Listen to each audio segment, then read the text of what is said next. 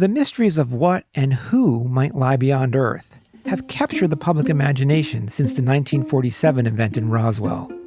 But lately, the question of aliens and whether they're here is reaching a fever pitch.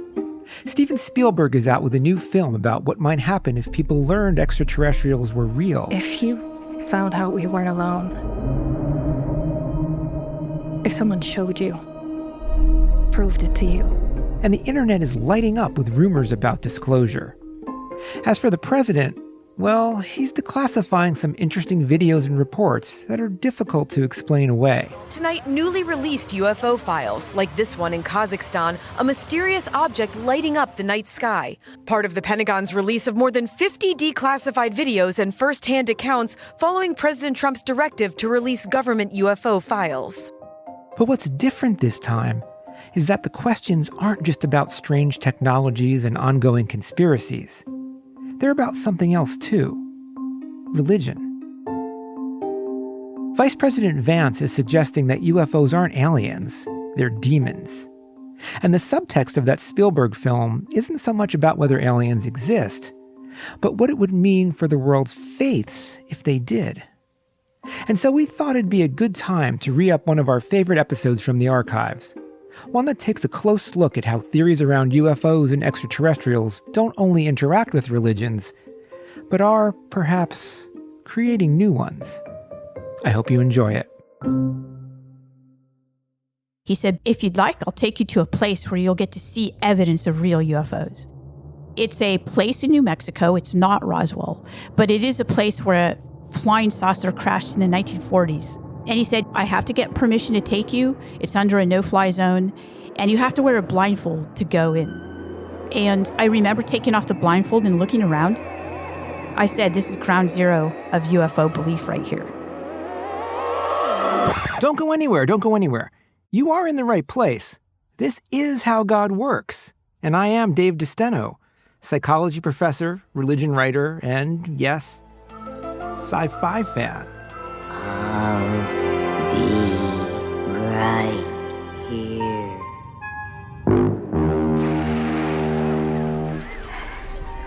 Human. Initiate drop sequence. But here's the thing.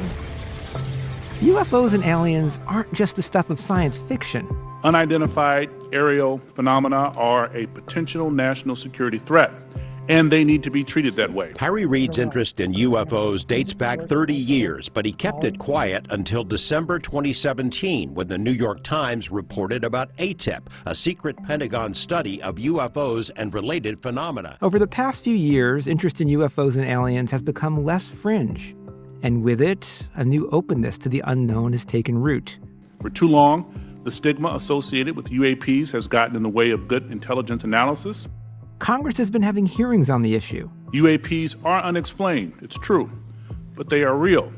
They need to be investigated, and many threats they pose need to be mitigated. The Pentagon has released videos of flying objects we can't explain. There's a whole fleet of them. Look on the ASA. My gosh. So it's little wonder that today, 51% of Americans believe UFOs are controlled by beings not of this earth. And 1 in 3 believe we're likely to make formal contact with extraterrestrials in the next few decades. But it's not just more people believing in the existence of aliens. From group skywatching sessions in the desert Southwest to backyard meetups in suburbia, many people see aliens as spiritual guides. Through meditation, mantras, and other traditional spiritual practices, they're trying to commune with them, much like people do with their gods. So does that make this UFO movement a religion of sorts? On this episode of How God Works, we'll talk with Diana Walsh Pasulka, religious studies professor and author of the book American Cosmic, about what belief in UFOs might share with other types of religions. The medieval scholastics talking about these beings and calling them planetary intelligences, these things were real to them in ways that they're becoming real to us today. And we'll speak with anthropologist Susannah Crockford, host of the new podcast Misinformation, about why from supposed underground bases off the coast of California to aliens living in human form among the red rocks of Sedona, conspiracy theories are giving rise to a new spiritual movement. The line between what is a religious belief and what is a conspiracy theory is almost entirely subjectively drawn, right? They are both beliefs about things that we have no empirical evidence of. I'm Dave DeSteno, and this is How God Works.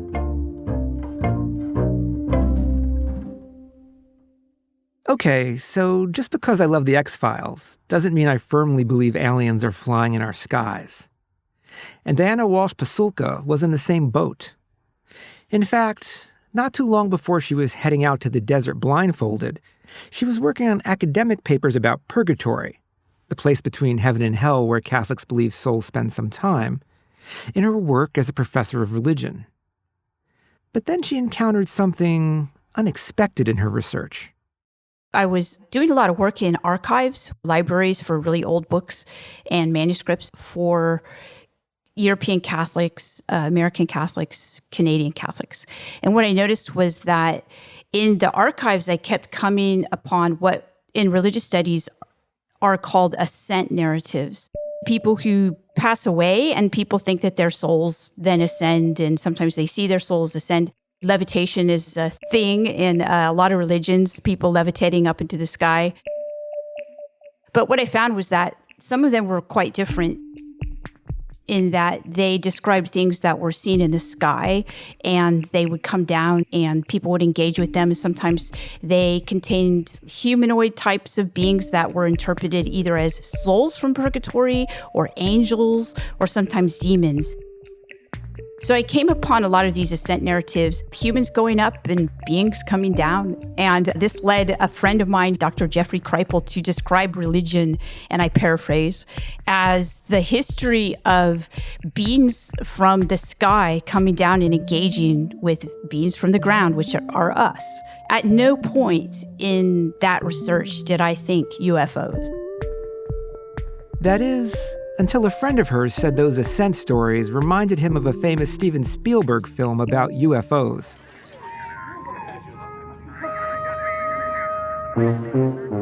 I laughed at him and thought, haha, that's a very good joke. But she was still curious, and as luck or fate would have it, there was a UFO conference happening in her town. And I attended it and I listened to people talk, and their narratives sounded so similar to the ascent narratives from the historical record. So I started to look at those, and I started to look at UFOs as modern ascent narratives. If you said to me, Dave, do you believe aliens exist in the universe? I would say, yeah, it seems very, very unlikely that in the vast universe, the conditions of life would only form here. And if you say, Dave, do you think they've been here? Well, I'd say, I don't know. I don't see any direct evidence, but sure, they could be. And we might not know about it, or we might have indirect clues like we're seeing now. But that's different than actually some people who are looking to this as a religion or a spiritual experience. So what makes it a religion for some as opposed to just something interesting for people to think about? Yes, that's such a great question. So we have to really think about what we mean by religion. It's a Western term for basically a set of practices and beliefs associated with something that people consider to be sacred and transforming. So whatever this thing is, this transformative thing, it's going to change your behavior and practices. What's happening now are communities of people are getting together after they've seen unidentified objects, maybe had experiences around that sphere of influence, and they're talking about this online for the most part. And they're forming communities, massive communities, by the way, of people who believe in various ways about what they've experienced. It's a very decentralized, and it's something that is contagious through technology. So it's kind of taking off. You made a point that we often talk about on the show, which is religion is not just about belief, it's about practices and community. But I'm wondering, in these UFO religions, what are the practices or rituals that they're forming? So there are sky watches. So people go out and you look up. And a lot of times people feel like the crafts will show up for them.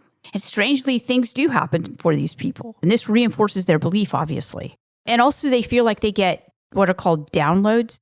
downloads are a type of message in modern UFO religio tech speak. But you see something similar in more traditional faiths, too. Catholics say they get inspiration or signs from the Holy Spirit. It's called signs and wonders. Look for the signs and wonders of God in your life, and you'll see them. This is definitely a thing that the church supports. Well, people believe that they're getting signs and wonders from the UFOs or the UAP that they're in contact with, and then they share these. So, it conforms to the framework of traditional religions. To me, one of the fascinating things about this is all religions have their origin stories, they have their myths. And if you're a believer, you believe in the myth often as fact, if you're a very devout believer. People outside of the faith would call strange beliefs that can't be proved, and if you're raised Catholic, there's the idea of transubstantiation, that is, the bread and wine that the priest has becomes the body and blood of Jesus. Are you still a practicing Catholic? I am, actually. So for someone who is a practicing person of faith, in your case, has your research changed your view of your own religion or spirituality? It did. Yeah, absolutely. Because what happened was I started to understand the Catholic tradition in a different way. Like those ascent narratives Diana mentioned earlier. And she came across other strange or miraculous stories in her research into ancient Catholicism, too. Accounts of orbs, discs, and other unidentified things flying around in the sky. What back then they chalked up to souls in limbo, waiting to be prayed back into purgatory. It actually corresponds more specifically to the narratives that people tell about UFOs. And that was really shocking to me. So the effect that had on my faith was that it, in a sense, strangely reinforced it. Because instead of UFO narratives being a threat to traditional Catholic teachings and texts, Diana realized it had actually been embraced by religious leaders. The religious leader, in fact. John Paul II, he's actually written about this. So he's written a treatise, and it was not for the general population. It was actually for his bishops. And he did this in the 1980s, and I reread that. It's called The Treatise on the Angels. And he said, look, there are these beings that we don't generally see, and they exist. And even though we're scientific people today and we don't believe in them, they're still around, and they still intervene in human history. The medieval scholastics talking about these beings and calling them planetary intelligences and associating them with the sky and the planets. And I began to understand that it seemed like the world back then, these things were real to them in ways that they're becoming real to us today. And it kind of woke me up out of, I would call it almost like a religious stupor, because a lot of people, when they're religious, they go to church or they do the practices, but they don't actually think about any of this stuff. That's a good point, right? They didn't question that they were real. We questioned because we didn't have scientific proof, but now we're starting to. Right. As you look forward with what's happening right now, and people are leaving traditional faiths more and more, it's not that they're becoming completely atheistic. They're often looking for new ways to be spiritual. Do you think that this UFO new religiosity or new religious movement around them is going to be attractive for a lot of people, especially for those who are looking for some basis in science?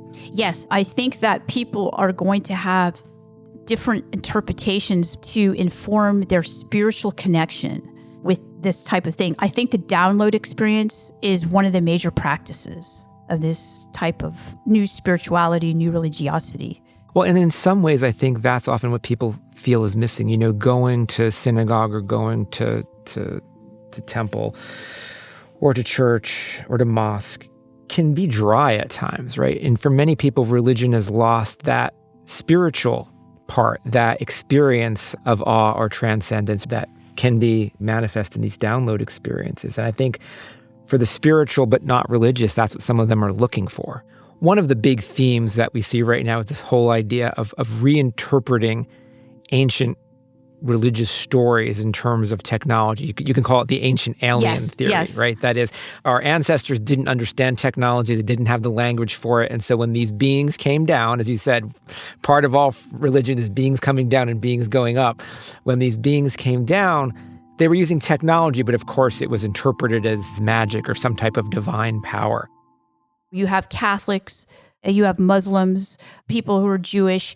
They've had experiences of something unknown and sometimes pretty intense experiences. What they do is they look back to their own tradition and they reinterpret it. And they say, they look at Ezekiel's wheel and they say, okay, this was a UFO event, obviously.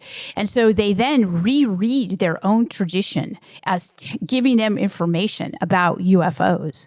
And so that's another huge movement of people that believe in UFOs, but keep their own religion, but they just reinterpret it. Is that kind of one of the major themes that is going through the UFO community right now? Okay, this is such a great question. I'm glad you asked it because a lot of people don't. They just assume that that's the framework, right?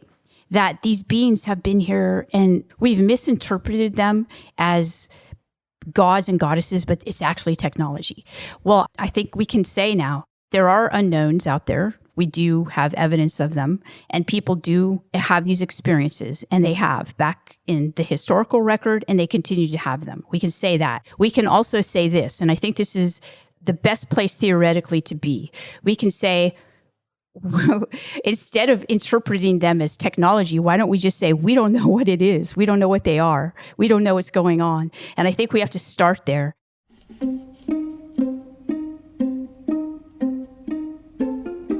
You might remember this article from 2017 that broke the story of the government's Advanced Aerospace Threat Identification Program, a $22 million program started 10 years earlier to look into reported UFO sightings. Since then, the Times has reported on military close encounters with UFOs and the government's newly revamped Unidentified Aerial Phenomenon Task Force. The stigma around officials acknowledging the existence of UFOs is lifting. But that's different than belief in aliens. Unidentified means, well, we don't know what they are. So we're talking to people who are scientists at Stanford doing study on this, and they're not saying, oh, this is extraterrestrial. They're saying, what we can say is this is engineered. That's all we can say at this point. We can't make any kind of a conclusion about it. It was engineered by a god. We can't say that. It was engineered by extraterrestrials. We can't say that. Diana here is referring to the Stanford professor and scientist Gary Nolan, who, among other serious scientists, government officials, and academics that also include Ellen Stofan, former chief scientist at NASA, and former Senator Harry Reid, all publicly legitimize the possibility that some UFOs are the product of alien technology, without making any definitive claims, of course. Is it possible that there's no one who knows the ultimate answer, what the truth is? I think now, and the reason I'm so terribly interested in this, is I don't think no one has the answers. And that is too bad because there are answers out there. But we're not going to get answers just by hoping they come. It can have to take some work. Whether people are turning to extraterrestrials as a new form of spiritual teacher, or reinterpreting stories from their own faiths to make room for aliens in the narrative, that can seem pretty harmless. But whenever you're talking about secret or sacred knowledge, conspiracy theories often aren't far behind. The idea of disclosure, have you had conversations with colleagues about the wisdom of letting all this loose? Is the public ready for it? Depends on what it is, I guess. According to anthropologist Susannah Crockford, the idea of aliens has shifted quite a bit in recent years. Where we used to think of them as a potential invading force threatening our world, with the likes of Stephen Hawking saying that sending signals to deep space is like saying, hey, we're here, come conquer us. Today, most people think of aliens as friendly allies, worthy of looking up to, even worshiping. Aliens aren't the problem. They're the solution. It's we humans, our systems and institutions, that are messing things up and need some guidance. I think that it goes along with shifts in how people here on Earth are perceived.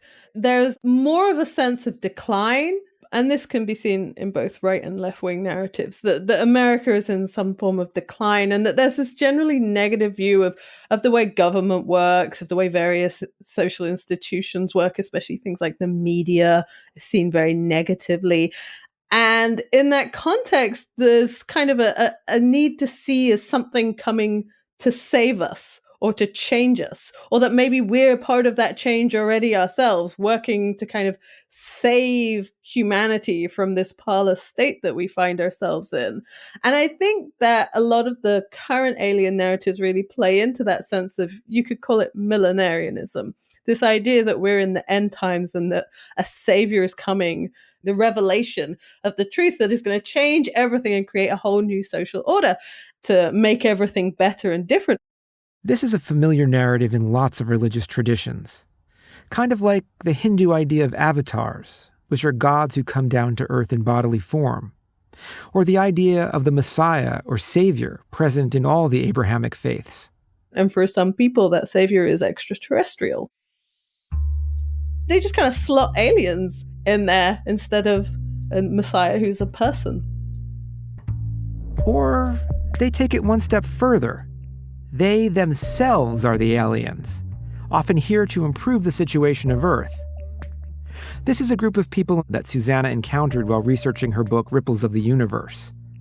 They call themselves starseeds. They are alien consciousnesses in a human body. And sometimes they have experienced, it's called being a walk-in. At a certain point in their life, the alien consciousness walked into their human body and they became aware of that. And it's become very, very popular. Starseed affirmations to activate and awaken your galactic DNA. I'm Natalie, and I am a starseed. I am a higher conscious being. It really exploded in the last few years on TikTok in particular. How do you know a starseed? Number one is a strong sense of being different or not belonging on Earth. Reptilian starseeds have very strong souls, and they can pretty much endure anything. Alien stuff. And like my alien stuff and my starseed stuff. And that means it's reaching a whole younger demographic, which had been previously mostly unaware of these sorts of ideas. And there are quite a few kind of large accounts across social media that have become very popular. My name is Elizabeth April. I actually think that I'm an alien in a human body here on planet Earth with a message, with a mission to help you remember who you are. And she is a starseed. She gives starseed kind of advice how to tell you're a starseed.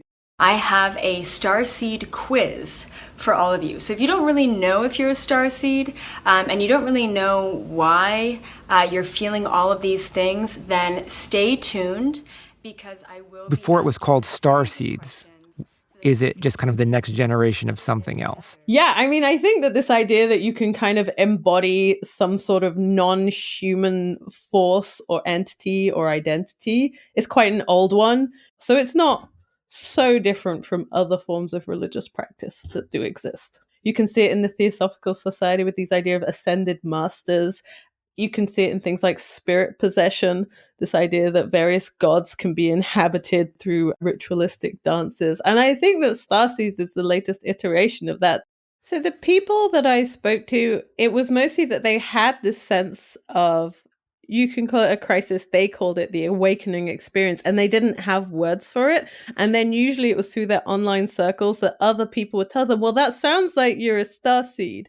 It's true that this idea of an awakening pops up in religious narratives of many faiths. But you can also find it in some other places, too. This idea of awakening is also the metaphor used for when you realize the truth that you're being lied to, that in fact the deep state controls everything. And that's also called an awakening. It's very strong in QAnon circles as well. So these motifs are shared between these different groups. Conspiracy theories are really part and parcel of beliefs about aliens, because if you think that aliens exist, then at the same time, you also think that the US government, with its very well-funded Air Force, must know about them. They must. A lot of the early stories were from pilots or crash sites, like Roswell is a crash site, that were in areas where there was a lot of US military bases. So I think you have to see alien beliefs as part of a way of working out America's slightly tortured relationship with its own military and its own military capabilities. The line between the mysteries of a religion and those of a conspiracy theory can be blurry. If you're not Christian, you could view the whole idea of Jesus' resurrection as a kind of conspiracy theory. He was put to death, but certain people saw that he came back to life. Then his small group of followers try to propagate the story in the face of societal disbelief. It's the same with many religions. There's some unverifiable stories about miraculous events or beings. Stories that people want to believe. So when it comes to this new movement around UFOs, might conspiracy theories be playing a similar role?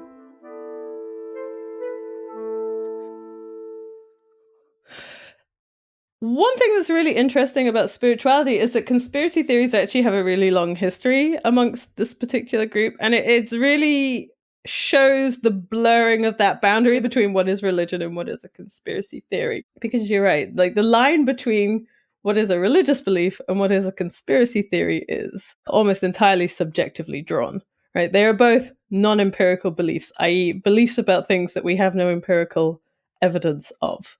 Now, of course, there are lots of things that are countenanced by people who are quite reasonable that don't fit into official accounts.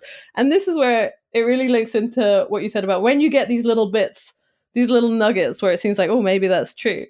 It absolutely fuels the idea that there's a wider truth out there, right? Like the X-Files slogan. The truth is out there, but they're hiding it from you. And this idea that perhaps the US military is hiding things from the rest of the populace, well, that's actually not an irrational statement, is it? And the things that are true in terms of conspiracies fuel the things, all of the ideas that have no evidence. And it's the same with aliens, right? There's this kind of assumption that, well, we've got enough to go on. We've got enough lights in the sky and strangely shaped objects and all of those pilots who said that they could see things. Well, they can't all be wrong, can they? And that's the sort of suppositional thinking that goes behind aliens. But also behind other forms of what can be broadly called stigmatized knowledge. Things like astrology, channeling, even alternative medicine.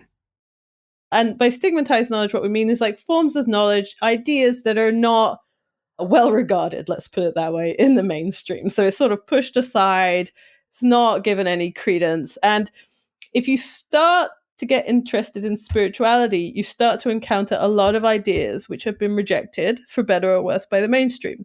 One of the most common routes in is alternative medicine, right? A lot of people suffer from illnesses that are not well treated by mainstream medicine, especially chronic pain, any kind of chronic or autoimmune disorder, sometimes terminal illnesses like cancer. And when you're in that state where you just want to find some relief, if you find something that gives you that relief, you're going to do it, whether there is a biochemical or biophysical explanation for what's happening. You just know you feel better. So then you might start to question things where you're like, well, the doctors didn't help me with this terrible condition that's ruining my life. What else out there might be different than what I previously assumed? And then that leads to these questioning. And then you start to entertain these ideas. Well, maybe all these other things that everyone is saying is wrong and stupid and false. There's something really interesting about the fact that these sorts of ideas, when they're spread amongst people who are involved in spirituality, they get labeled conspiracy theories. But ideas which are similar but spread amongst people in much more what you might think of as traditional organized religions are not called conspiracy theories. And why not? I have to admit it. This is a good point. I'm not here to cast doubt on anyone's religion or spiritual beliefs, and I'm the first to say that I don't know what's out there. But what makes UFO spirituality really fit this role is the kind of anti-establishment thinking that goes along with it. There's no Pope or Archbishop of Canterbury laying things out, and that leaves lots of room for differing ideas and competing claims. This was something Susannah encountered in her fieldwork in Sedona.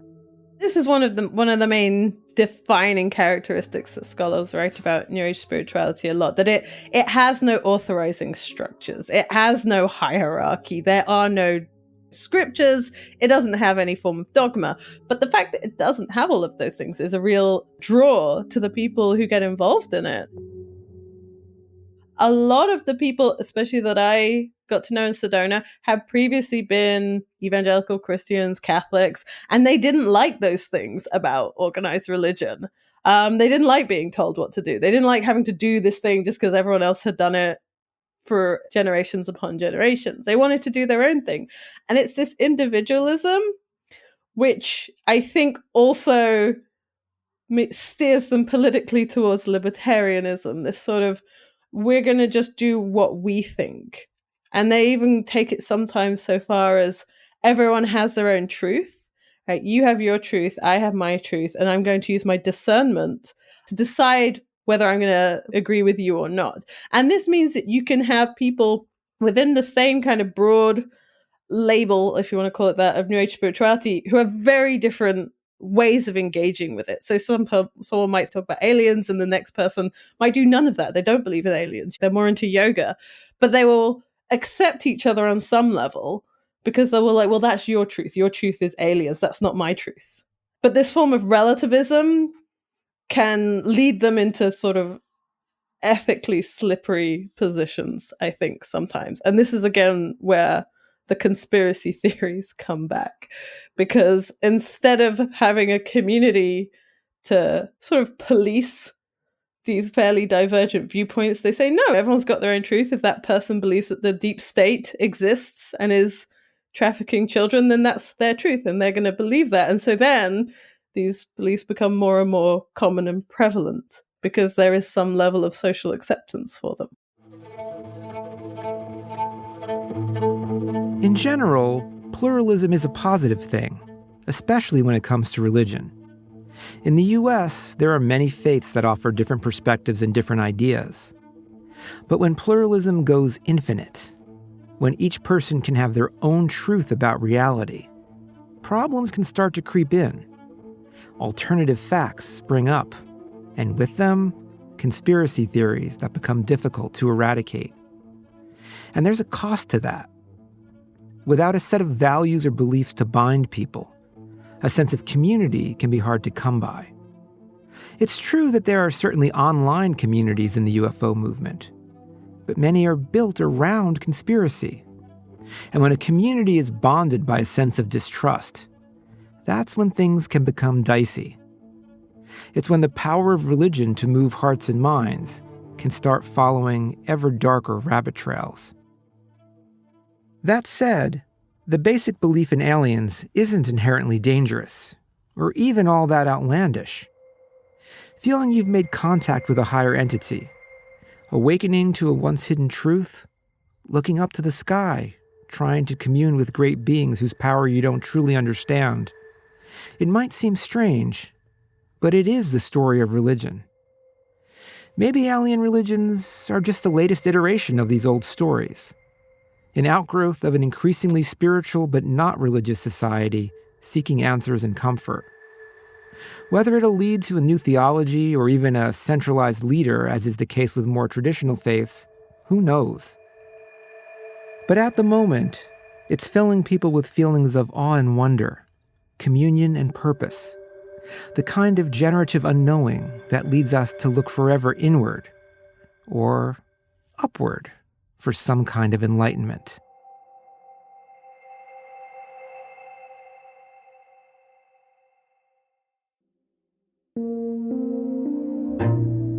How God Works is hosted by me, Dave DeSteno. This episode was written by Josie Holtzman and me. Our senior producer is Josie Holtzman. Our producer is Sophie Eisenberg. Our associate producers are Emmanuel Desarme and Cleo Levin. Executive producer is Genevieve Sponsler. Our fact-checker is Natsumi Ajisaka. Merritt Jacob is our mix engineer and composed our theme, which was arranged by Chloe DeSteno. The executive producer of PRX Productions is Jocelyn Gonzalez. This podcast was made possible with support from the John Templeton Foundation. To learn more about the show and access episode transcripts, you can find our website at howgodworks.org. And for episode shorts, extras, and my ruminations on science and spirituality, check us out on Instagram at HowGodWorksPod. And you can also see all of our episodes along with special bonus show material on our YouTube page at HowGodWorksPod.